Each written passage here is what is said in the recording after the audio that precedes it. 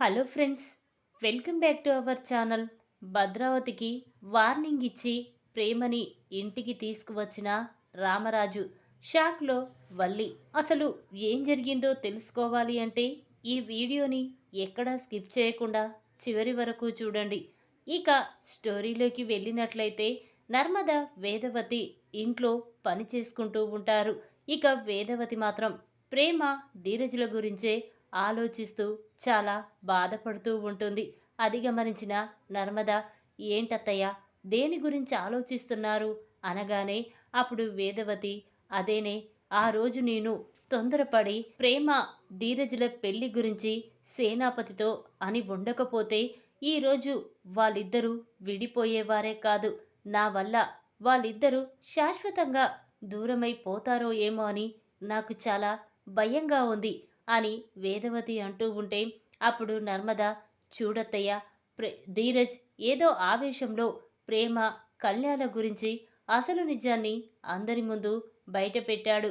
కానీ అది విన్న ప్రేమ అర్థం చేసుకోకుండా తన పుట్టింటికి వెళ్ళిపోయింది. కానీ ఏదో ఒకరోజు ధీరజ్ గురించి తప్పకుండా అర్థం చేసుకుంటుంది, మళ్ళీ ఇంటికి తిరిగి వస్తుంది అని నర్మద అంటుంది. ఆ మాటలు విన్న వేదవతి చాలా సంతోషపడుతూ, అంతకంటే కావలసిందేముందే అని వేదవతి నర్మద ఇద్దరూ మాట్లాడుకుంటూ ఉంటారు. ఇంతలోనే ధీరజ్ ప్రేమ ఒకే కారులో కలిసి రావడం చూసిన వేదవతి చాలా సంతోషపడుతూ, నర్మద, ప్రేమ ధీరజ్లు కలిసి వచ్చారు, ప్రేమ ధీరజ్ని క్షమించేసింది, పదవే అని చెప్పి చాలా సంతోషంగా అక్కడికి వస్తారు. ఇక ప్రేమ చాలా కోపంగా, చూడత్తా, నేను ధీరజ్ కలవడం అనేది ఈ జన్మలో జరగదు. ఎందుకంటే వాడు నా ప్రేమ గురించి అందరి ముందు చెప్పి నా మనసుని విరిచేశాడు.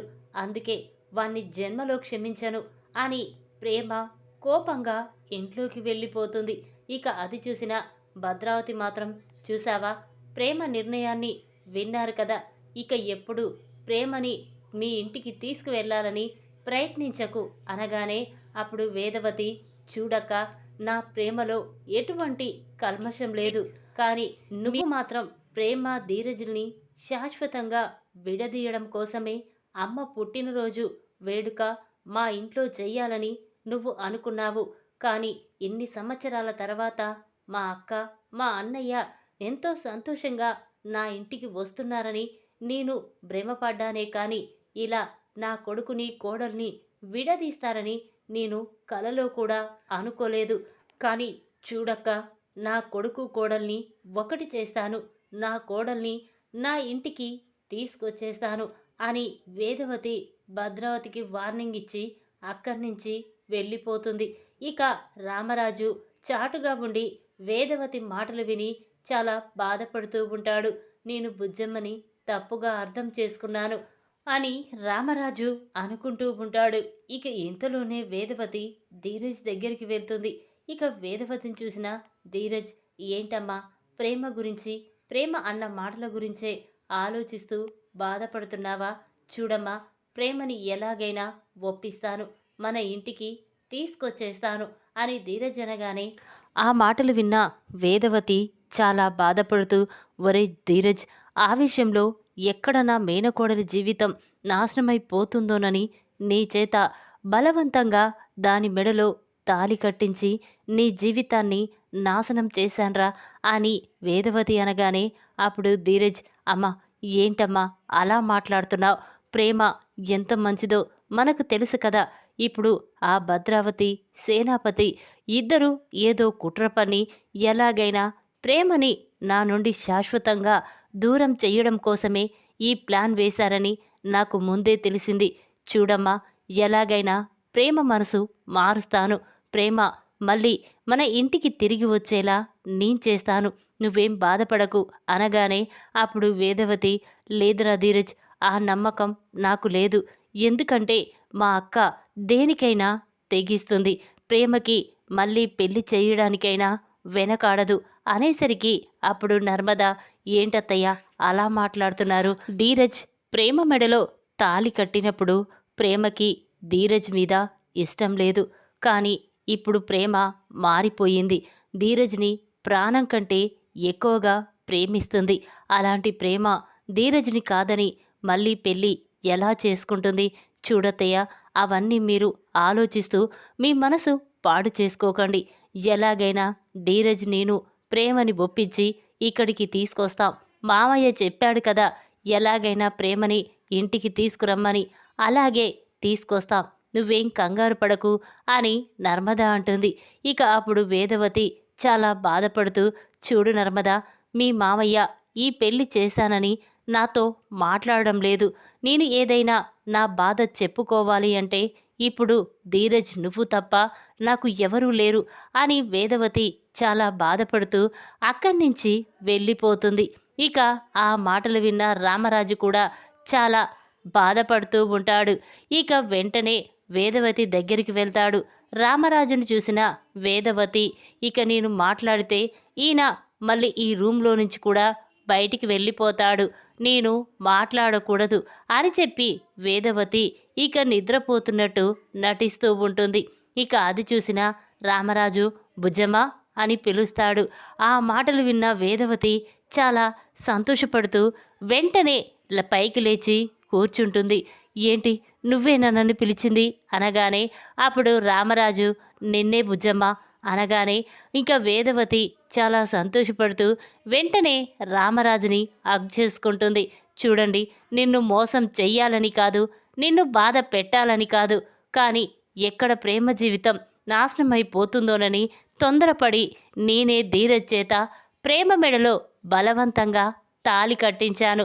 ఆ విషయం మీతో చెప్తే ఎక్కడ నన్ను భయపడి నీతో చెప్పలేకపోయాను, నన్ను క్షమించండి అని వేదవతి అంటూ ఉంటే అప్పుడు రామరాజు, చూడు బుజ్జమ్మ, నువ్వేంటో నీ మనస్తత్వమేంటో నేను పూర్తిగా అర్థం చేసుకున్నాను.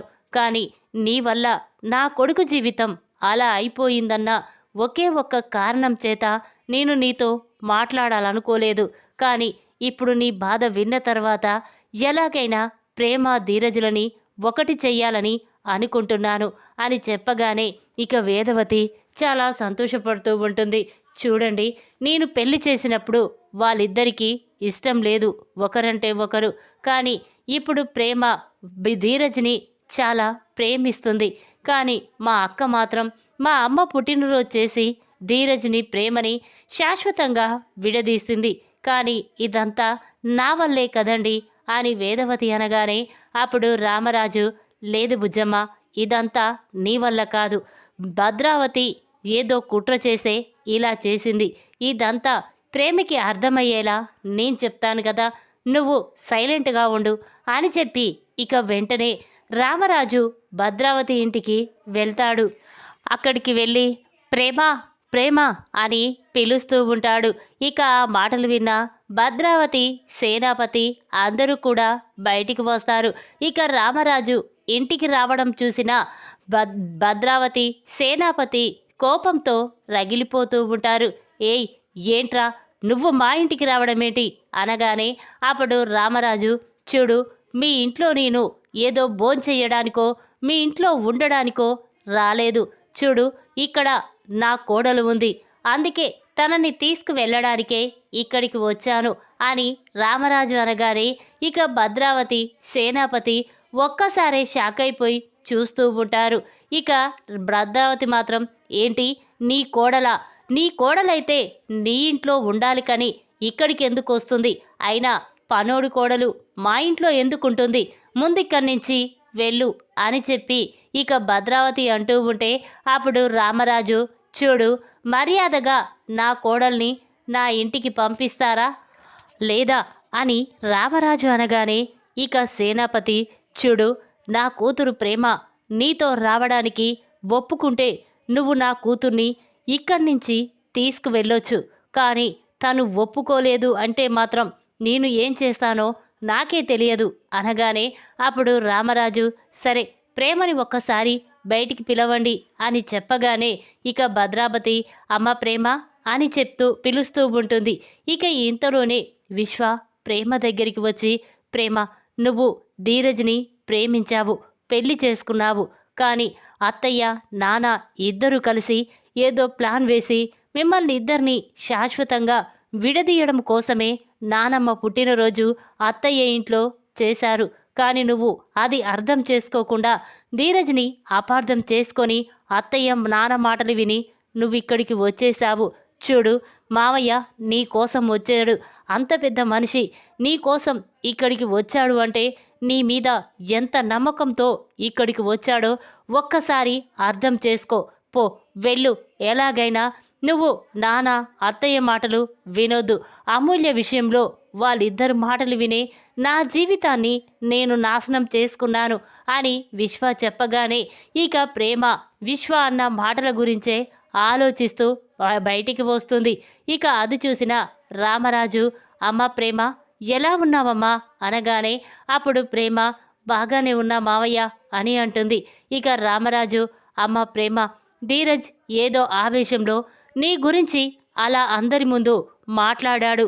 అది తప్పే, నేను కాదనను. కానీ వాడు నువ్వు లేకుంటే ఉండలేకపోతున్నాడు. నిన్ను చూడలేకుండా మాట్లాడలేకుండా తను ఏదో పిచ్చివాడిలా మాట్లాడుకుంటున్నాడు. అమ్మ ప్రేమ, ఎలాగైనా వాడి మనసు అర్థం చేసుకొని నువ్వు మన ఇంటికి వచ్చేయమ్మా అని రామరాజు అంటాడు. ఇక ఆ మాటలు విన్న ప్రేమ ఆలోచిస్తూ ఉంటుంది.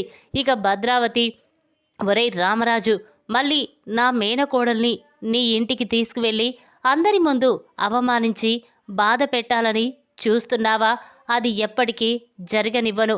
అమ్మ, వీడి మాటలు నువ్వు నమ్మొద్దు అనగానే అప్పుడు రామరాజు, ప్రేమ, ఎప్పుడైనా నీ గురించి నేను ధీరజ్ గురించి తప్పుగా మాట్లాడానా? వాడు నీ గురించి తప్పుగా ఎప్పుడైనా అర్థం చేసుకున్నాడా? నువ్వు ఏది కావాలన్నా ఏది చెయ్యాలన్నా వాడు నీకు చేసి పెట్టాడు. నిన్ను అర్థం చేసుకున్నాడు, ప్రేమగా చూసుకున్నాడు.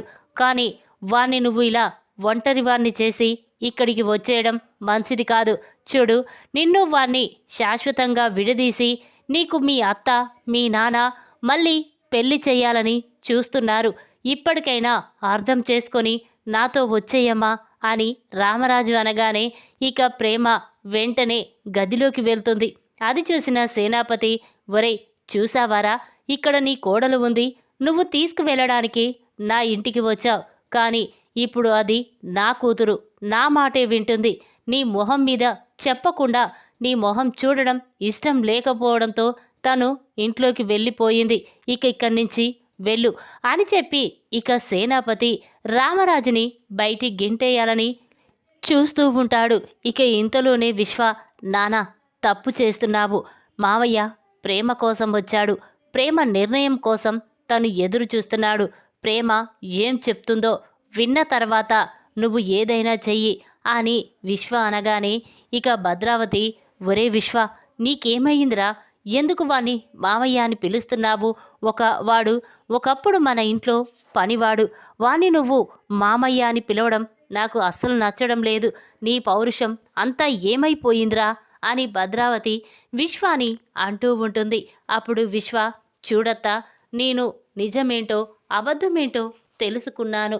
నీ వల్ల నాన్న వల్ల నా జీవితమే నాశనమైపోయింది. మీ పగల వల్ల నేను అమూల్యాన్ని దూరం చేసుకున్నాను అని చెప్పి ఇక విశ్వ అనగానే ఆ మాటలు విన్న భద్రావతి సేనాపతి షాక్ అయిపోయి చూస్తూ ఉంటాడు. ఇక ఇంతలోనే ప్రేమ గదిలో నుండి బ్యాగ్ తీసుకొని ఇక వస్తూ ఉంటుంది. అది చూసిన రామరాజు చాలా సంతోషపడుతూ ఉంటాడు. ఇక భద్రావతి, ప్రేమ, ఏంటే బ్యాగు తీసుకొని ఎక్కడికి వెళ్తున్నావు అనగానే అప్పుడు ప్రేమ, అత్త, నా కోసం మా మామయ్యే నా దగ్గరికి వచ్చాడు. ఇక ఆ ఇంట్లో నాకు ఏది జరిగినా మామయ్యే చూసుకుంటాడు. అందుకే నేను మామయ్యతోని వెళ్ళిపోవాలనుకుంటున్నాను అని ప్రేమ అంటుంది. ఆ మాటలు విన్న భద్రావతి స్టన్ అయిపోయి చూస్తూ ఉంటుంది. ప్రేమ, నీకేమయ్యిందే? ఏం మాట్లాడుతున్నావు నువ్వు? ఆ రోజు అందరి ముందు ఆ ధీరజ్ గాడు నీ గురించి, కళ్యాణ్ గురించి తప్పుగా మాట్లాడాడు. అలాంటి వాడి కోసం నువ్వు మళ్ళీ మమ్మల్ని అద్దండి వదిలేసి వెళ్ళడం మంచిది కాదు. వెళ్ళొద్దు ప్రేమ, వాడు మంచోడు కాదే అని భద్రావతి అంటూ ఉంటుంది. అప్పుడు ప్రేమ మాత్రం, చూడత్తా, వాడు ఎలాంటి వాడైనా నాకు అనవసరం. కానీ నా కోసమే మా మావయ్య ఇక్కడికి వచ్చాడంటే నేను మావయ్యకు ఎంతో గౌరవం ఇస్తాను. ఆయన మాట మీద నిలబడతాను, అందుకే నేను వెళ్ళిపోతున్నాను అని చెప్పి ప్రేమ అనగానే ఇక రామరాజు ప్రేమ చెయ్యి పట్టుకొని తీసుకువెళ్తూ ఉంటాడు. ఇక అది చూసిన సేనాపతి, ఒరేయ్ రామరాజు, 25 సంవత్సరాల క్రితం నా చెల్లెల్ని నాకు దూరం చేశావు, ఇప్పుడు నా కూతుర్ని నాకు దూరం చేస్తున్నావు. చూడు, నా ఇంటి ఆడపిల్లల్ని తీసుకువెళ్ళి మీరందరూ మా కుటుంబంతో ఆడుకుంటున్నారు, కానీ ఏదో ఒకరోజు నిన్ను, నీ కుటుంబాన్ని సర్వనాశనం చేస్తాన్రా అని సేనాపతి అనగానే అప్పుడు రామరాజు, చూడు, మనం మంచిగా ఆలోచిస్తే మనకు అన్ని నిజాలు తెలుస్తాయి. ఇలా పగలు ప్రతీకారాలు అంటూ ఆలోచిస్తే మన బ్రతుకులు ఇలాగే ఉండిపోతాయి అని చెప్పి ఇక రామరాజు ప్రేమని తీసుకొని అక్కడి నుంచి ఇంటికి వెళ్తూ ఉంటాడు. ఇక ఇంతలోనే వల్లి, వేదవతి, నర్మద అందరూ కూడా ప్రేమ, రామరాజు కోసం ఎదురు చూస్తూ ఉంటారు. ఇంతలోనే రామరాజు ప్రేమను తీసుకొని ఇంటికి వస్తూ ఉంటాడు. అది చూసిన వేదవతి, నర్మద చాలా సంతోషపడుతూ ఉంటుంది. ఇక వల్లి ఒక్కసారి షాక్ అయిపోయి చూస్తూ ఉంటుంది. ఇదేంటి, ప్రేమ ధీరజ్ని నేను శాశ్వతంగా విడదీయాలి అనుకున్నాను, నా జీవితంలో లేని సంతోషాన్ని వాళ్ళకు కూడా దక్కకూడదు అనుకున్నాను, కానీ మళ్ళీ మావయ్యే స్వయంగా వెళ్ళి ప్రేమని తీసుకొచ్చేస్తున్నాడేంటి అని కోపంతో రగిలిపోతూ ఉంటుంది. ఇక రామరాజు, ఒరేయ్ ధీరజ్ అని పిలుస్తూ ఉంటాడు. ఆ మాటలు విన్న ధీరజ్ అక్కడికి వచ్చి చూసేసరికి అక్కడ ప్రేమ ఉండడం చూసిన ధీరజ్ చాలా సంతోషపడుతూ ఉంటాడు. ఇక రామరాజు వెంటనే ధీరజ్ చెంప పగలగొడతాడు. ఒరేయ్, నీకు మనసులో ఎంత ఉన్నా, ప్రేమ ఏది చేసినా ఇప్పుడు మీరిద్దరూ భార్యాభర్తలు, కానీ ప్రేమ కళ్యాణ్ని ప్రేమించిన విషయం నువ్వు అందరి ముందు బయటపెట్టి ప్రేమ మనసుని నొప్పించావు. చూడు, ప్రేమ నిన్ను ఎంతగానో నమ్మి నీ ఇంటికి వచ్చింది, నీ దగ్గర మాట కూడా తీసుకుంది. అలాంటిది నువ్వు భార్యకిచ్చిన మాటని వదిలేసి ఆవేశంలో అందరి ముందు ఆ నిజాన్ని బయట పెట్టడం నీ తప్పు. చూడు, ఇక నుండి అయినా ప్రేమ చెప్పినట్టు విను, తనని ప్రేమగా చూసుకో అని చెప్పి ఇక వెంటనే ప్రేమ చెయ్యి ధీరజ్ చేతిలో పెట్టి, రామరాజు, మీరిద్దరూ సంతోషంగా ఉండాలి అని అంటాడు. ఇక అది విన్న ధీరజ్, ప్రేమ చాలా సంతోషపడుతూ ఉంటారు. ఇక రామరాజు, ఒరే ధీరజ్, నువ్వు ప్రేమకి క్షమాపణ చెప్పరా, అందరి ముందు క్షమాపణ చెప్తేనే ప్రేమ ఏ తప్పు చెయ్యనట్టు అనిపిస్తుంది అనగానే ఇక ధీరజ్ వెంటనే ప్రేమ చెయ్యి పట్టుకొని, ప్రేమ, నీకిచ్చిన మాటని తప్పాను, అందరి ముందు నిన్ను అవమానించాను, బాధ పెట్టాను, నీ మనసు నొచ్చుకునేలా ప్రవర్తించాను, ఇక ఎప్పుడు అలా చెయ్యను ప్రేమ, నన్ను క్షమించు అని చెప్పి ధీరజ్ ప్రేమని క్షమాపణ అడుగుతాడు. ఇక దాంతో ప్రేమ కూడా చాలా సంతోషపడుతూ సరే ధీరజ్ అని చెప్పి ఇక అందరూ అక్కడి నుంచి వెళ్ళిపోతారు.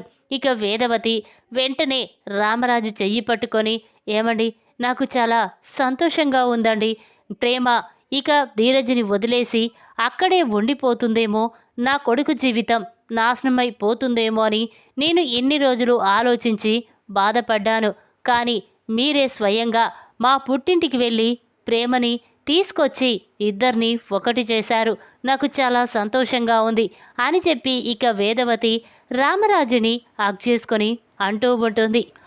ఇక ప్రేమ ధీరజ్తో, ఒరే, కాలేజీ దగ్గర ఆ అమ్మాయిని కారులో ఎక్కించుకొని వెళ్ళాలని చూస్తావా, నన్ను కారు ఎక్కకుండా చూస్తావా, ఏ ఆ అమ్మాయి అంటే నీకంత ఇష్టమారా అని ప్రేమ అంటూ ఉంటే అప్పుడు ధీరజ్, చూడు ప్రేమ, ఎలాగైనా నేను ఆ అమ్మాయితో మంచిగా ప్రవర్తిస్తే నీకు నా మీద కోపం వస్తుంది, అసూయ కలుగుతుంది, ఇక ఎలాగైనా నువ్వు నాతో పాటు కారులో వచ్చేస్తావని నేనిలా ప్రవర్తించానే తప్ప నాకు ఆ అమ్మాయి అంటే ఇష్టమేంటి ప్రేమ, నువ్వు నా ప్రాణం అని ధీరజ్ అనగానే ఇక ప్రేమ ధీరజ్ని హగ్ చేసుకొని, ఒరే, నువ్వు ఆ అమ్మాయితో అలా మాట్లాడుతుంటే నేను తట్టుకోలేకపోయాన్రా, ఇంకొకసారి ఇలా చేశావంటే నేను మామయ్యతో చెప్తాను అని ప్రేమ అంటుంది.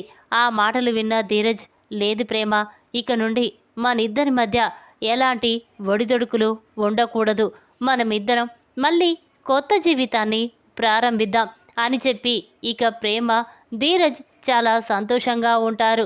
అది చూసిన వల్లి చాలా కోపంతో, ఒసై ప్రేమ, ధీరజ్ మళ్ళీ మీరిద్దరూ ఒక్కటవుతారా? అలా ఎలా కానిస్తాను, మిమ్మల్ని శాశ్వతంగా విడదీస్తాను అని వల్లి అనుకుంటూ ఉంటుంది. ఈ విధంగా భద్రావతికి వార్నింగ్ ఇచ్చి ప్రేమని ఇంటికి తీసుకువచ్చి ప్రేమ ధీరజుల్ని ఒక్కటి చేసిన రామరాజు. షాక్లో వల్లి. ఈ వీడియో కనుక మీకు నచ్చినట్టయితే లైక్ చేయండి. మరిన్ని వీడియోల కోసం మా ఛానల్ని తప్పకుండా సబ్స్క్రైబ్ చేసుకోండి. Thanks for watching.